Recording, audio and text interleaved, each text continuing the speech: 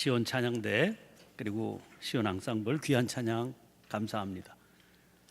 지금 우리는 사순절의 절반을 넘겨가는 중입니다. 이미 알려드린 것처럼 내일부터 금년도 봄철 세일의 새벽 기도회가 열리게 됩니다. 사순절의 남은 기간을 새벽을 깨우며 은혜 받는 기회입니다. 참여하는 이 일 자체가 은혜가 될 겁니다. 상황이 어려운 가운데 있을지라도 용기를 내셔서 주님과의 교제에 힘을 다하는 그런 기회로 삼아보시기를 간곡히 부탁을 드립니다. 지난 25일 저 강원도 평창에서는 화학 물질인 요오드 화은으로 눈을 만들어 내리게 하는 그런 실험을 실시했습니다. 2년 앞으로 다가온 동계올림픽에서 눈이 부족한 만약의 사태를 대비하기 위해서라고 그럽니다. 하지만 이런 실험이 실제적으로 활용될지는 미지수라고 그럽니다. 성공 조건이 까다롭고 들이는 노력이나 또 비용만큼의 효과가 크지 않기 때문이라는 거죠. 조직위원회는 심지어 2016년 말부터 2017년 2월 사이에 내리는 눈을 확보해서 단열재 등을 통해 저장한 뒤에 동계올림픽 기간 동안 사용하는 그런 방안까지도 추진하고 있다는 보도입니다. 뉴스를 들으면서 오죽하면 그런 방법까지 생각해 냈을까 싶었습니다. 그러나 사실 이 문제는 하나님께서 움직이시기만 하면 순식간에 해결될 문제입니다. 게다가 사실 그 방법밖에는 근본적으로 해결할 수 있는 방법 자체가 아예 없기도 하지요. 어디 이 문제뿐이겠습니까? 그런데도 우리는 하나님 앞에 문제를 들고 나가려는 생각을 하지 않는 경우가 많습니다. 해결도 못하면서 이걸 자기가 붙잡고 끙끙대고 있는 거죠. 이런 일들은 우리 주변에서 하루에도 몇 번씩 일어나는 일입니다. 그런데도 깨닫지 못하고 살아가고 있는 겁니다. 그런 점에서 우리 삶의 문제가 처한 현 주소를 읽을 수 있습니다. 눈에 보이고 있는 문제가 사실은 문제가 아니라는 겁니다. 하나님께 맡기지 못하는 것, 하나님을 의심하고 시험하는 그것이 문제인 겁니다. 성경의 주된 무대인 팔레스타인 지역은 메마른 지대입니다. 그래서 물 때문에 일어나는 문제가 여러 차례 등장합니다. 오늘 본문 말씀이 그 대표적인 경우입니다. 오늘 본문 말씀의 상황은 이스라엘이 애굽의 종살이에서 빠져나와 광야 위에 있을 때입니다. 애굽의 종살이는 애굽의 정치적인 변화와 더불어 찾아온 문제입니다. 출애굽기 1장 8절입니다. 요셉을 알지 못하는 새 왕이 일어나 애굽을 다스리더니, 요셉이 애굽을 총리가 되어서 다스렸던 시기는 애굽이 이민족인 히타이트족의 지배를 받던 그 시대였다고 알려져 있습니다. 그러다가 원주민들이 이민족 지배자들을 물리치고 나라를 되찾은 거지요. 이런 상황이었으니까 이스라엘 민족을 곱게 봐줄 리가 만무하지 않겠습니까? 이스라엘 민족을 아예 멸족시키겠다고 마음먹고 고통을 안겨주다가 급기야는 남자 아이들은 태어나자마자 죽여 없애라, 끔찍한 이런 명령까지 떨어지게 된 상황입니다. 그러니 그때의 종살이가 얼마나 끔찍했겠습니까? 2장 23절입니다. 이스라엘 자손은 고된 노동으로 말미암아 탄식하며 부르짖으니 그 고된 노동으로 말미암아 부르짖는 소리가 하나님께 상달된지라. 처절한 탄식 소리가 땅에 가득했고 하늘에까지 가닿게 됐습니다. 그래서 하나님께서 움직이신 겁니다. 하나님의 응답은 모세를 통해서 이루어졌습니다. 여러 가지 상황 속에 거듭 연단을 받은 후에 80세가 된 모세는 하나님의 부르심을 받고 애굽 왕 바로 앞에 섰습니다. 하나님께서는 그를 통해 여러 가지 위대한 일들을 보이셨습니다. 결국 버티던 완악한 바로도 하나님 앞에 무릎을 꿇고 말았습니다. 출애굽은 그렇게 해서 이루어진 역사지요. 그러나 자유의 대가는 컸습니다. 그들 앞에는 바로의 폭정 대신 고달픈 광야가 기다리고 있었기 때문입니다. 홍해 바다가 그들을 가로막기도 했습니다. 고기가 먹고 싶다는 백성의 원망 때문에 처했던 어려움도 있었습니다. 먹을 떡이 없어서 굶주림의 위기 앞에 내몰리기도 했습니다. 그러나 그때마다 하나님께서 그들과 함께 계셨습니다. 그 하나님께서 필요한 것을 공급해 주셔서 위기를 넘길 수 있었지요. 그런 일들을 경험하면서 그들이 르비딤이라고 하는 곳에 도착했을 때입니다. 히브리 말로 르비딤이란 원기를 회복시키다 혹은 먹여 살리다 이런 의미의 말입니다. 광야에서 이런 이름을 만나게 되면 마음이 어떻겠습니까? 아, 오아시스로구나 이런 마음 들지 않겠습니까? 그러니 이스라엘 백성들 역시 이 고장의 이름을 듣고 큰 기대를 걸었을지도 모르겠습니다. 그런데 이게 웬일입니까? 본문 1절 말씀 보세요. 이스라엘 자손의 온 회중이 여호와의 명령대로 신 광야에서 떠나 그 노정대로 행하여 르비딤의 장막을 쳤으나 백성이 마실 물이 없는지라. 이 본문에 여호와의 명령대로라고 그랬습니다. 그러니까 인도하신 분이 하나님이셨다는 말이죠. 그렇게 하나님의 인도를 받아서 이름이 르비딤, 원기를 회복시킨다, 먹여 살린다, 그런 땅에 도착했으니 얼마나 기대가 컸겠습니까? 지친 몸을 푹 쉴 시원한 그늘도 있고 씻을 물도 넉넉한 곳이겠거니 생각했겠죠. 그런데 씻을 물이 다 뭡니까? 마실 물이 없는지라. 마실 물조차 없는 곳이었다는 겁니다. 이런 상황을 생각해 보면 백성들의 불평은 자연스러워 보입니다. 그들은 모세에게 항의했습니다. 우리에게 물을 주어 마시게 하라. 그러자 모세의 대답 들어보십시오. 너희가 어찌하여 나와 다투느냐? 너희가 어찌하여 여호와를 시험하느냐? 모세의 대답 속에는 아주 중요한 두 가지 지적이 담겨 있습니다. 먼저 모세는 말합니다. 너희가 어찌하여 나와 다투느냐? 모세는 이 문제는 자기에게 항의할 문제가 아니다, 그렇게 지적하고 있는 겁니다. 모세는 누굽니까? 하나님의 도구로 쓰임받고 있는 존재지요. 그러니 백성들의 소리를 들으셔야 될 분은 자기가 아니라 하나님이시라는 겁니다. 그러므로 하나님께 아뢰고 하나님께 해결책을 구해야 된다는 거죠. 또 하나, 너희가 어찌하여 여호와를 시험하느냐고 그랬습니다. 이거 무슨 말입니까? 이 문제는 항의할 문제가 아니라는 지적입니다. 그러면 어떻게 해야 될 문제입니까? 하나님에게 해결해 주실 것을 간구해야 될 문제라는 겁니다. 우리가 문제라고 하는 장벽을 만나게 됐을 때 불평하고 원망하는 건 좋은 태도, 바른 태도가 아니라는 겁니다. 하나님의 자녀들은 그 문제를 하나님 앞에 내놓아야 됩니다. 해결해 주시기를 구해야 되는 겁니다. 그게 믿음의 바른 태도고 합당한 자세이기 때문입니다. 그런데 왜 그런 태도를 보이지 못할까요? 의심하기 때문이라는 거죠. 의심한다고 하는 것은 하나님을 시험한다는 말입니다. 모세는 지금 그런 이스라엘의 태도를 지적하고 있는 거지요. 그렇게 말했지만 이스라엘은 깨닫지를 못했습니다. 3절 말씀 보세요. 거기서 백성이 목이 말라 물을 찾으매. 이 정도로 알아듣게 모세가 말했지만 그들이 보인 첫 번째 행동은 목이 말라 물을 찾는 것이었습니다. 찾는다. 어떻게 해서든 자기들 힘으로 해결해 보겠다는 거지요. 그러나 아무리 찾아도 찾지 못하니까 그들은 이제 모세를 원망하기 시작합니다. 그 원망의 소리 들어보세요.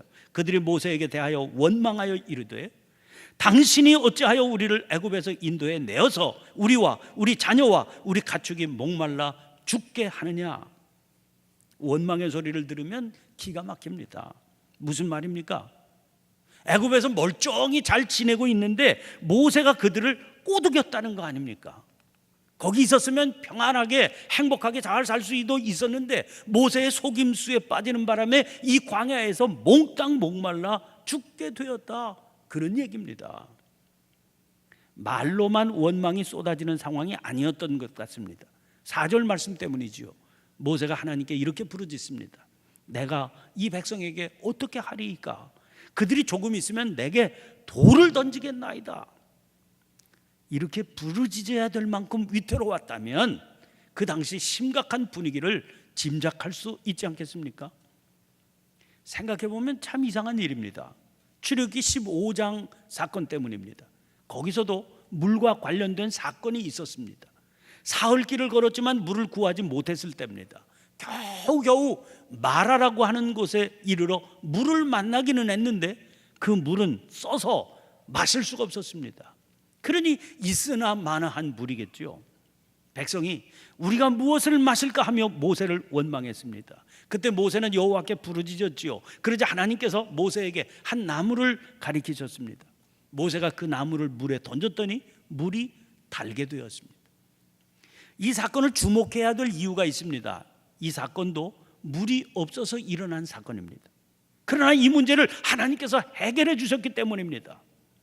이 사건이 있은 후 법도와 율례를 정해 주신 후에 하나님께서는 말씀하십니다. 15장 26절입니다. 너희가 너희 하나님 나 여호와의 말을 들어 순종하고 내가 보기에 의를 행하며 내 계명에 귀를 기울이며 내 모든 규례를 지키면 내가 애굽 사람에게 내린 모든 질병 중 하나도 너희에게 내리지 아니하리니 나는 너희를 치료하는 여호와임이라. 그러므로 이 말씀은 단순히 육신의 질병에만 국한해서 주신 말씀이 아닌 겁니다. 하나님의 말씀을 듣고 순종하며 그분만 바라보면 어떤 상황도 극복하고 이길 수 있게 해주시겠다, 그런 약속 아닙니까? 아주 분명하고 뚜렷한 약속의 선언이지요. 그런데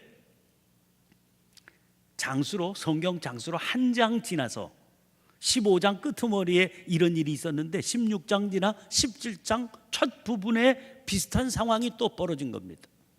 하긴 생각하기에 따라서는 더 어려운 상황일 수도 있지요. 마라에서는 쓴 물이라도 보이는 물이 있기는 했지만 르비딤에서는 아예 물은 그림자도 찾지 못했기 때문입니다. 그러나 아무리 그렇다 할지라도 하나님께서 이미 뚜렷한 증거를 보여주지 않으셨습니까? 그러므로 모세의 경고는 그들을 정신 차리게 만드는 경고였던 겁니다. 그런데도 이스라엘은 듣지 않습니다. 오히려 15장 때보다 더 심한 말로 모세를 공격했습니다. 그리고 결국 그것은 하나님께 대한 불평이기도 했습니다. 백성들의 불평 앞에서 어쩔 줄 모르고 있는 모세에게 하나님의 말씀이 떨어집니다. 이스라엘 장로들을 데리고 나일강을 치던 네 지팡이 들고 백성 앞을 지나 호렙산 반석으로 가라 하시는 겁니다. 그리고 모세에게 그 반석을 지팡이로 치라 하십니다. 무슨 일이 일어났습니까? 반석에서 물이 흘러나와 백성이 그 물을 마시게 될 것이다, 그렇게 말씀하십니다. 이 일은 말씀하신 그대로 이루어졌습니다. 이스라엘 백성이 물로 인해서 고통받을 일은 이제 사라졌습니다. 그러나 그들의 불신앙적인 행위는 그 고장의 이름으로 남게 됐습니다. 아까 말씀드렸던 대로 원래 그곳의 이름은 르비딤, 즉 원기를 회복시키다 혹은 먹여 살리다, 그런 의미입니다. 사람들에게 희망을 주고 힘을 북돋아주는 이름이지요. 그러나 그 아름다운 이름은 이제 마사 혹은 무리바, 이런 이름으로 불리게 됐습니다. 마사는 시험하다, 무리바는 말다툼하다, 이런 의미입니다. 그곳은 광야에서 지치고 피곤한 영혼에게 원기를 회복시켜주고 먹여 살려주는 곳, 천국과 같은 곳이 될 수 있었습니다. 그러나 결국은 다투고 시험하는 곳으로 전락하고 말았던 겁니다. 오늘 본문 7절 말씀 보세요. 그가 그곳 이름을 마사 또는 무리바라 불렀으니 이는 이스라엘 자손이 다투었으며 또는 그들이 여호와를 시험하여 이르기를 여호와께서 우리 중에 계신가 안 계신가 하였음이더라. 중요한 한 가지 사실이 이 말씀 속에 담겨 있습니다. 하나님께서는 천국의 기쁨을 허락해 주셨습니다. 이름만 보아도 힘이 솟아날 정도로 그들을 인도해 주신 겁니다. 아마 르비딤으로 하나님께서 그들을 인도하셨을 때 이미 하나님의 계획 속에는 반석에서 솟아날 샘을 예비해 놓고 계셨을 겁니다. 그러므로 하나님 앞에 구하기만 했으면 그들은 그 즉시 천국의 기쁨을 맛보며 원기를 회복하고 다시 남은 여정을 힘차게 걸어갈 수 있는 시간을 보낼 수 있었을 겁니다. 그러나 그들은 눈앞의 상황만 보았을 뿐 하나님께서 예비하신 하나님의 역사를 기대하지 않았습니다. 하나님을 시험하고 서로 다투었습니다. 그랬더니 그곳은 르비딤이 아닌 마사가 되고 무리바가 되었던 겁니다.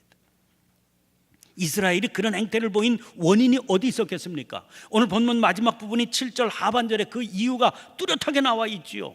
그들이 여호와를 시험하여 이르기를 여호와께서 우리 중에 계신가 안 계신가 하였음이더라.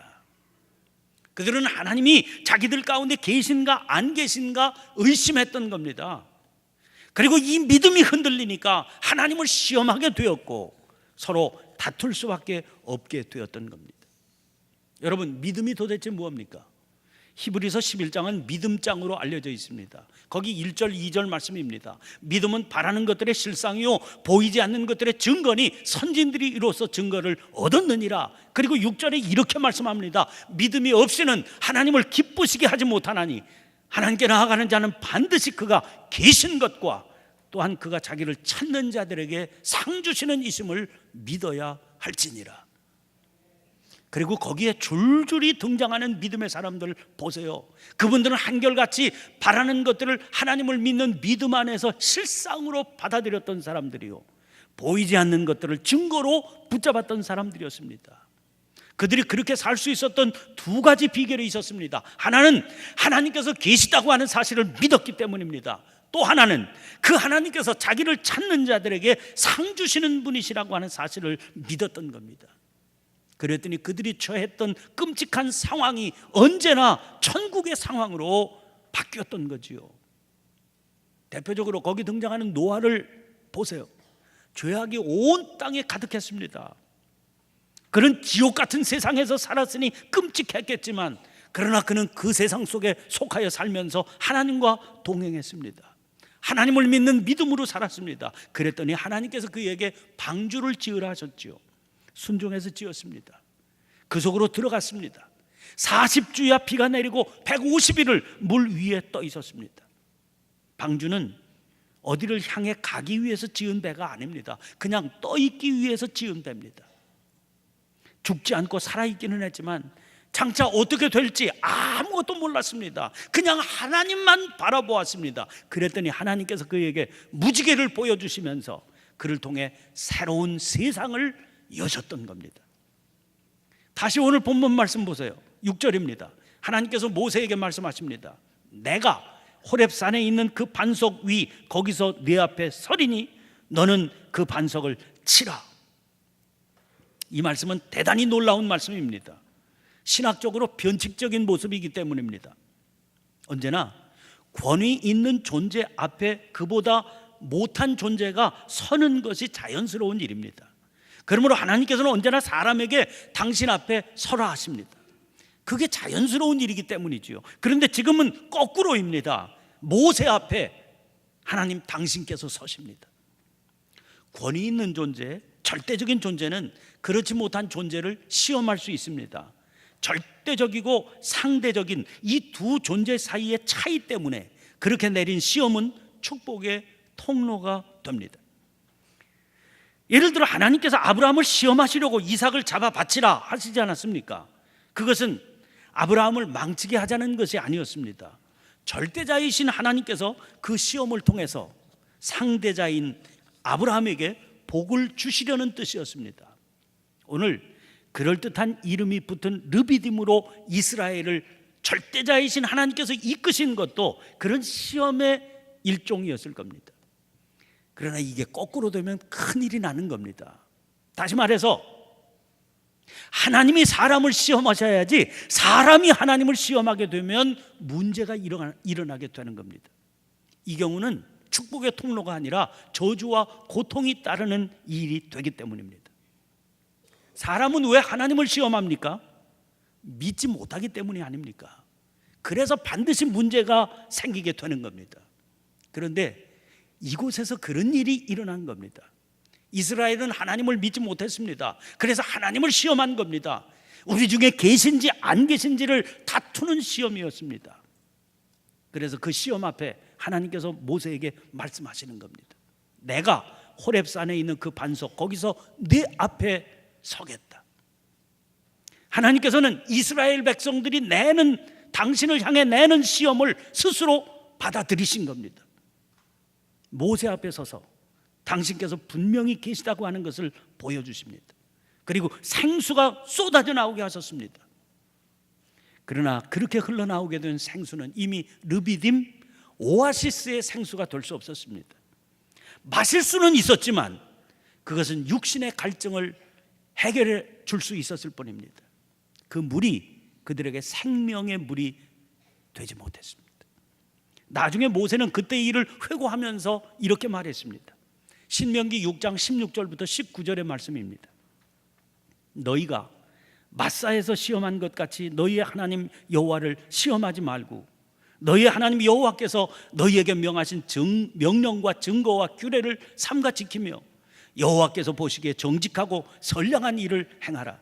그리하면 내가 복을 받고 그 땅에 들어가서 여호와께서 모든 대적을 네 앞에서 쫓아내시겠다고 네 조상들에게 맹세하신 아름다운 땅을 차지하리니 여호와의 말씀과 같으니라. 여러분, 나중에 예수님께서도 이 말씀을 기억하셨습니다. 공생애를 시작하기 직전이었습니다. 40일을 금식하고 줄이셨을 때입니다. 마귀의 세 가지 유혹이 예수님 앞에 다가왔습니다. 그 세 가지 가운데 맨 마지막 유혹은 하나님의 말씀을 동원해서 왔습니다. 마귀가 예수님을 거룩한 성의 성전 꼭대기에 세웠습니다. 그리고 그 위에서 뛰어내리라고 합니다. 그렇게 해보라는 이유를 하나님의 말씀을 들어서 설명합니다. 하나님이 너를 위하여 그 사자들을 명하사 너를 지키게 하시리라 하였고, 또한 그들이 손으로 너를 받들어 네 발이 돌에 부딪히지 않게 하시리라 하였느니라. 마귀의 유혹 앞에서 주님께서는 말씀하십니다. 주 너의 하나님을 시험하지 말라 하였느니라. 이를 통해서 뭘 알 수 있습니까? 아무리 하나님의 말씀대로 하는 것이라도 하나님을 시험하는 것은 안 된다는 겁니다. 그것은 불행을 낳게 됩니다. 모세는 지난 광야에서의 생활을 떠올리면서 하나님을 시험했던 가장 대표적인 사건으로 이 마사에서의 사건을 떠올렸던 겁니다. 그래서 간곡하게 당부하고 있는 겁니다. 너희가 마사에서 시험한 것 같이 너희의 하나님 여호와를 시험하지 말고. 사랑하는 성도 여러분, 이스라엘 백성들만 광야 위에서 서 있었던 것이 아닙니다. 우리들도 지금 광야 위에 서 있습니다. 당장 지금 이후에 무슨 일이 어떻게 벌어질지 아무도 알 수 없기 때문에 세상은 일컬어 지금 우리들의 시대를 위기의 시대, 불확실성의 시대라고 말하지 않습니까? 이런 시대에는 모든 것이 지금 현재 넉넉하고 풍요로워도 마음은 불안할 수밖에 없는 법입니다. 그런데 풍요로워도 불안한 시대에 사는데 상황이 어렵기만 합니다. 들려오는 소리는 온통 암울한 것들 투성입니다. 오늘 우리들의 삶은 광야 위에 이스라엘과 별반 다를 게 없어 보입니다. 마실 물이 없고 있어도 써서 먹지를 못합니다. 차라리 애굽의 종살이 시절이 그리울 정도로 불안하고 힘겹습니다. 이 광야 위에서는 두 가지 태도만 있을 수 있습니다. 하나는 믿음이 없어 투덜대고 불평하며 사는 태도입니다. 그렇게 살면 그 사람은 마사와 무리바 위에서 살게 될 것입니다. 또 하나는 믿음으로 하나님을 바라보면서 이번에는 하나님께서 또 어떤 식으로 일을 풀어나가시며 우리에게 필요한 것들을 공급해 주실 것인지 기대감을 가지고 살아가는 태도입니다. 그렇게 살면 똑같은 광야 위에 두 발 딛고 살아가지만 그 사람은 르비딤에서 살게 될 것입니다. 여러분들은 어떤 삶을 살게 되기를 원하십니까? 우리들에게 진정으로 필요한 삶의 자세는 도대체 어떤 것이겠습니까? 절대로 속지 마세요. 문제는 눈앞에 보이는 상황이 절대로 아닌 겁니다. 하나님을 믿을 것인가 믿지 않을 것인가를 택하는 것뿐입니다. 그러므로 지금 처해 있는 상황이 어떤 상황이냐, 그건 중요한 것이 아닙니다. 잊지 마시기를 바랍니다. 주님의 손은 언제나 우리를 향해 있습니다.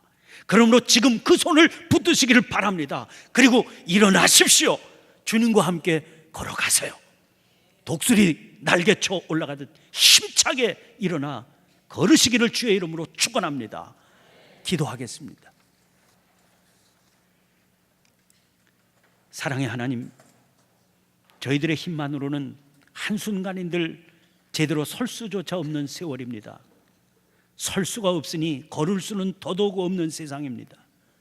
때로는 너무나 힘들어 하나님을 원망하게 되기도 할 지경입니다.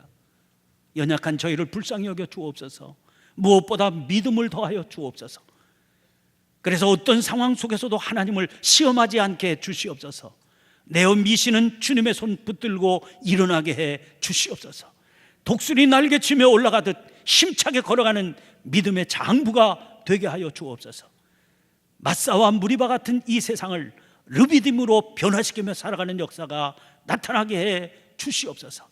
날마다 새 힘 주셔서 이기며 살게 하시는 예수님 이름으로 기도하옵나이다. 아멘. 아멘. 우리 다 함께 일어나셔서 결단의 찬양하겠습니다.